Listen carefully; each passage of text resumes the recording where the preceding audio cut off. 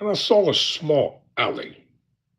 And I happened to look up at the name of the street, and it said Lewis Latimer. It's a rundown alley, unkept, un, really unknown to most people. So I decided to do a thorough and exhaustive research on Lewis Howard Latimer. Tyrone Bowman Live. This is Black Profiles. Let's talk about the man who invented the incandescent light bulb. Yes, he invented it. Not partially invented it. He didn't contribute to it. He invented it. Of course, Thomas A. Edison is credited with inventing everything, and all the individuals who work with him, they've been written out of history. But I'm a student of history. I do my homework and I do it thoroughly. So according to Wikipedia, I'm going to talk about some things, and where they're not right, I will fill in the blanks. So let's get started. I'm going to talk about Lewis H. Latimer, this brother right here. Yes, this brother. We're going to talk about him tonight. And in Black Profiles, I am deliberately highlighting the accomplishments and achievements of our people since they are trying to write us out of history. But it's not going to happen. This is an aged Lewis Latimer. So let's get it started here. I'm going to be talking about him in regards to his professional career. I'm going to be talking about, let me get back to my main point, my main page here, because I don't want to miss it. All right, here we go. When we're talking about his beginnings, I'll deal with a brief overview of Dr. Latimer. And then I'm going to talk about his life. His early life, I'm going to be talking about. I'm going to be talking about his career, his death, and the legacy that he left behind. It is vitally important that our legacies of our great men and women are preserved. So I'll be talking about the great men and women and the legacies that they left behind, because I come from a great group of people who instilled the best of them in me. They were pioneers, they were activists. They were individuals who constantly stayed out on the front line. And as always, at the end of this reading, if you're hanging around or if you're still on my live, I'll respond to your comments. So, according to Wikipedia, Lewis Howard Latimer, he was born on September 4th of 1848, and he died December 11th, 1928. He was credited as being, quote, an American inventor and patent draftsman. His inventions included an evaporative air conditioner, an improved process for manufacturing carbon filaments for electric light bulbs, and an improved toilet system for railroad cars. In 1884, he joined the Edison Electric Light Company, where he worked as a draftsman. The Lewis H. Latimer House, his landmark former residence, is located near the Latimer Projects. The Latimer Projects, ain't there nothing? At 34-41 137th Street in Flushing, Queens, New York City. So how did it all start? Lewis Howard Latimer was born in Chelsea, Massachusetts. Lewis was the youngest of the four children of Rebecca Latimer and George Latimer. Before Lewis was born, his mother and father escaped from slavery in Virginia and fled to Chelsea on October 4th, 1842. The day they arrived in Boston, George was recognized by a colleague of his former slave owner and was arrested. A few days later, on October 20th, 1842, George's trial received great notoriety. He was represented by Frederick Douglass and William Lloyd Garrison. You know, William Lloyd Garrison, the great abolitionist. Frederick Douglass, a great abolitionist author. And Douglass escaped from slavery. He was eventually able to purchase his freedom and live with his family in Chelsea. When Latimer was young, he spent time helping his father in his barber shop. Lewis Latimer also spent time at night hanging wallpaper with his father. I used to hang wallpaper throughout our home growing up. That was fashionable back then. When Latimer was 10 years old, his mother decided to split the family after the Dred Scott case ruled individual slaves needed to prove they had the consent of their owner to legally become free. Isn't that kind of familiar today? You have to prove that you're a citizen. Prior to this ruling, many slaves had attained freedom by escaping into free states and becoming state citizens, which gave them some protection from the efforts of interstate slave catchers.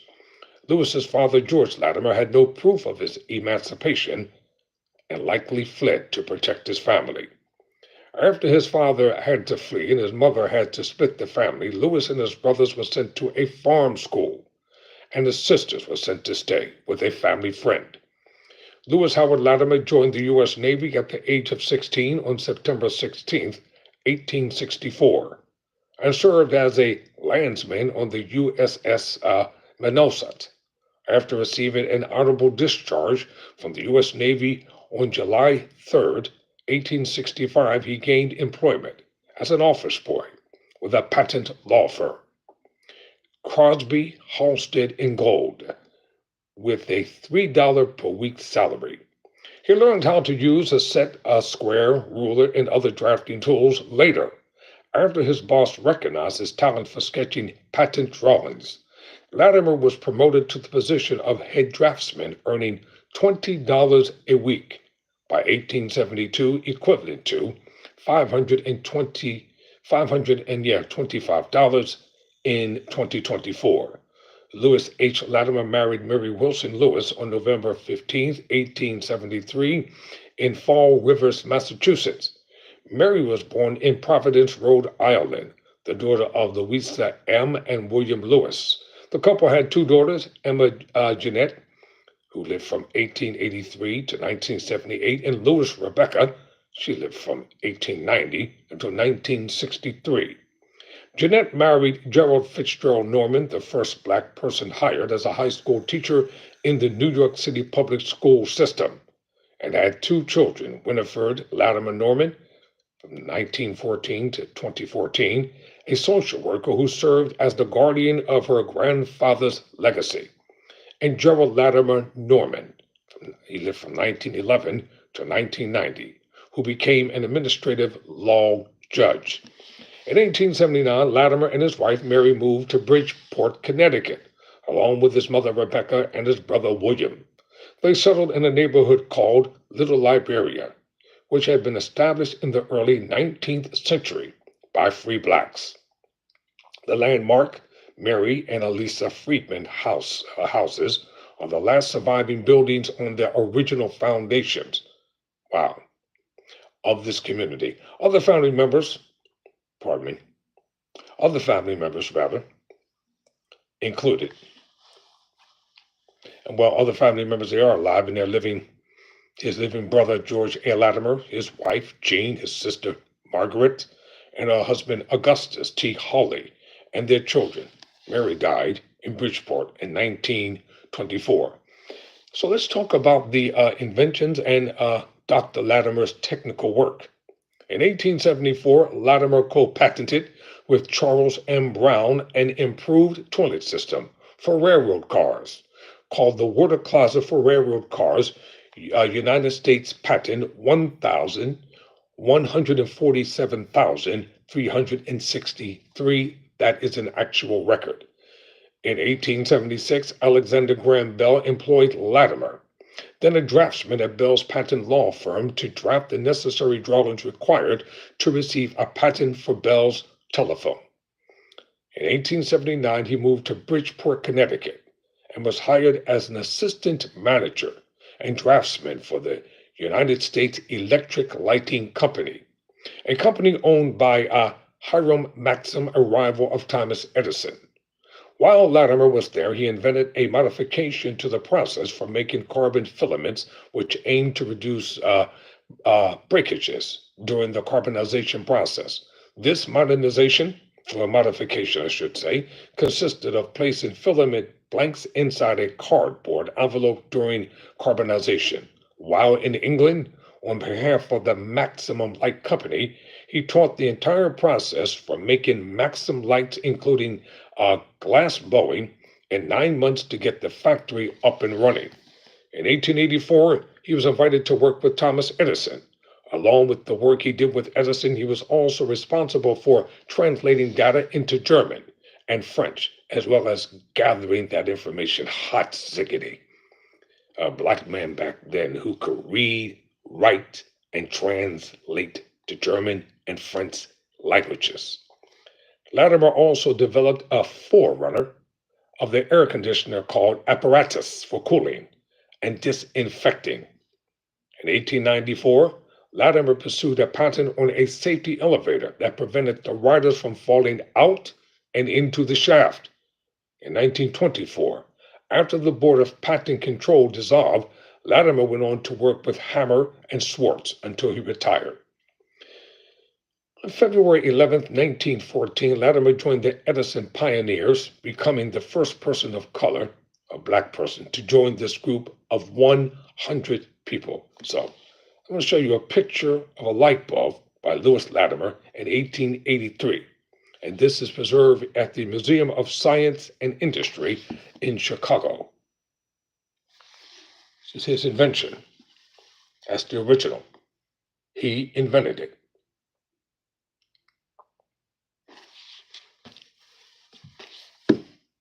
Now back to the story about Dr. Latimer.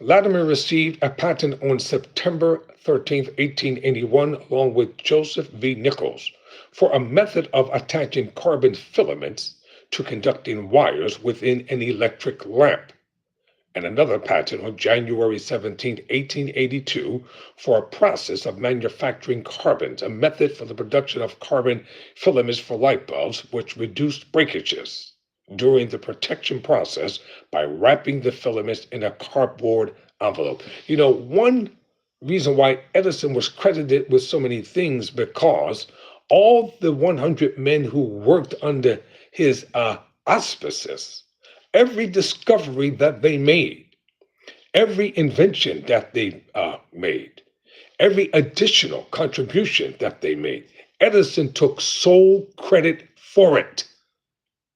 Not giving them any credit for anything as just an employee, when they were much more. Yeah, I said it. Much more. They were much more than an employee. The Edison Electric Light Company in New York City hired Latimer in 1884 as a draftsman and an expert witness in patent litigation on electric lights. While at Edison, Latimer wrote the first book on electric lighting, entitled Incandescent Electric Lighting. It was published in 1890, and supervised the installation of public electric lights throughout New York, Philadelphia, Montreal, and Canada. Back in the old days, before the electricity came into existence, you had the I guess they call it the lighter. I'll call him the lighter. He had to physically go throughout the entire town before dark came and light up the candles in the streets so that they would have light at night. When that company was combined in 1892 with the Thomas Houston Electric Company to form General Electric, he continued to work in the legal department. In 1911, he became a patent consultant to law firms. This is so important to know. Now, I'm going to talk right now about the patents of Louis Latimer. U.S. Patent 147,363 for improvement in water closets for railroad cars, along with Brown, Charles W., February 10th, 1874. United States Patent 247,097 for the electric lamp with Nicholas Joseph V., September 13th, 1881.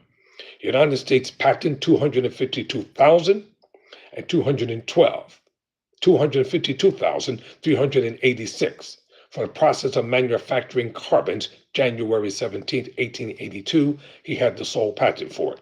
United States Patent 252 255,212, supported for electric lamps with Tregoning John, March 21st, 1882.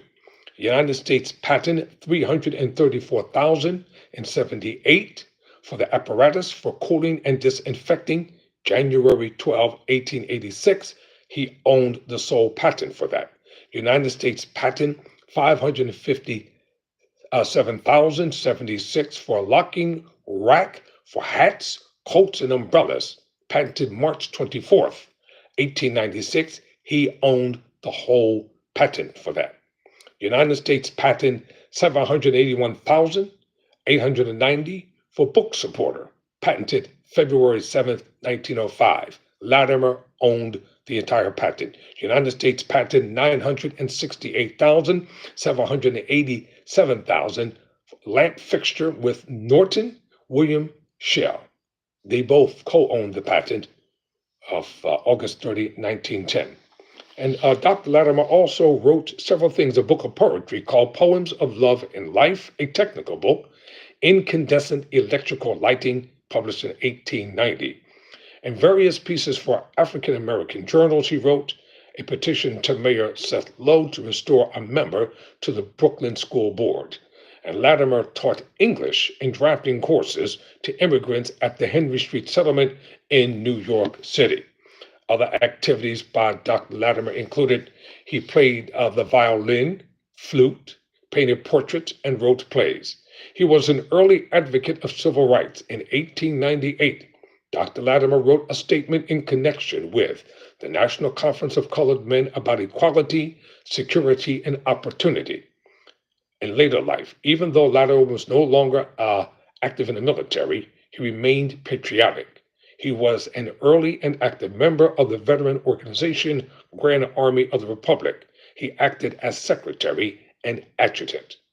For 25 years, from 1903 until he died in 1928, Dr. Latimer lived with his family in a home on Holly Avenue in what is now known as East Flushing section of Queens, New York. Latimer died on December 11, 1928, at the age of 80, approximately 60 years after his death. His home was moved from Holly Avenue to 137th Street in Flushing, Queens, which is about 1.4 miles northwest of its original location. And Latimer is an inductee of the National Inventors Hall of Fame for his work on electric filament manufacturing techniques. The Latimer family house is on Latimer Place in Flushing, Queens.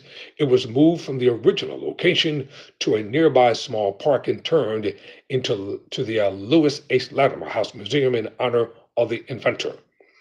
Dr. Latimer was a founding member of the Flushing, New York Unitarian Church. A set of apartment houses in Flushing are called Latimer Gardens. PS 56 in Clinton Hill, Brooklyn is named Lewis H. Latimer School. An invention program at the Massachusetts Institute of Technology, or known as MIT, is named after Lewis H. Latimer. On May 10, 1968, a school in Brooklyn, New York was rededicated to the Lewis H. Latimer School in his memory. In 1988, a committee was formed, the Lewis H. Latimer Committee, to save his home in Flushing, New York. On September 23rd, 2023, a gravestone was dedicated to him at his grave in Fall River, Massachusetts. So this is a stipulated fact. So I'll give Wikipedia credit. They got it right. So this has been additional Black profiles, and it's so important. If they're people, I don't care who they are, where they come from, what color they are, I'll talk about them. Because this channel, as I said earlier, I'll never monetize this channel, never. Because this channel is for education, information, and consciousness awakening minds. Never surrender. Never quit.